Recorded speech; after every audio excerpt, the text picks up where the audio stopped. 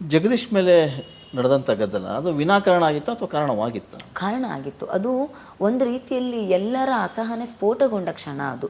ನಿರಂತರವಾಗಿ ಒಂದು 2-3 ವಾರಗಳ ಕಾಲ ಅವರು ಎಲ್ಲರಿಗೂ ಮಾನಸಿಕವಾಗಿ ಕೊಡ್ತಿದ್ದ ಹಿಂಸೆ, ಅವರು ಎಲ್ಲರ ಜೊತೆ ನಡ್ಕೊಳ್ತಿದ್ದ ರೀತಿ, ಪದೇ ಪದೇ ವೈಯಕ್ತಿಕವಾಗಿ ಅವ್ರು ಮಾಡ್ತಿದ್ದ ದಾಳಿ, ವ್ಯಂಗ್ಯಗಳು, ಟೀಕೆಗಳು, ಅದೆಲ್ಲವನ್ನು ಇಡೀ ಮನೆ ಸಹಿಸ್ಕೊಂಡಿತ್ತು. ಒಂದು ಕ್ಷಣ ಒಂದು ತುರ್ತು ಸಂದರ್ಭವನ್ನು ಉಪಯೋಗಿಸ್ಕೊಂಡು ಅದೆಲ್ಲೋ ಒಂದು ಕಡೆ ಸ್ಫೋಟ ಆಯಿತು ಅಂತ ಅನ್ಸುತ್ತೆ. ಹಾಗಾಗಿ ಅದು ಉದ್ದೇಶಪೂರ್ವಕ ಆಗಿರಲಿಲ್ಲ. ಅದು ಜಗದೀಶ್ ಅವರೇ ಎಲ್ಲರನ್ನು ಸ್ಫೋಟ ಆಗುವಾಗ ಮಾಡಿದ್ರು ಅಂತ ಅನ್ಸುತ್ತೆ. ಜಗದೀಶ್ ರೀಪ್ಲೇಸ್ಮೆಂಟ್ ರಜತ್ ಅಂತ ಹೇಳ್ಬೋದಾ? ಖಂಡಿತ ಇಲ್ಲ ಅನ್ಕೊಳ್ತೇನೆ.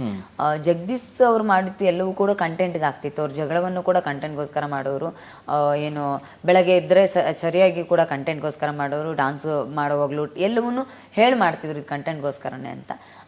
ರಜತ್ ಕಂಟೆಂಟ್ ಅನ್ನೋ ಯೋಚನೆ ಇಟ್ಕೊಂಡು ಮಾಡಿರಬಹುದು, ಆದ್ರೆಲ್ಲ ಒಂದು ಕಡೆ ಅವರ ಟಾರ್ಗೆಟ್ ನಾನು ಒಬ್ಬಳೇ ಆಗಿರ್ತಿದ್ದೆ.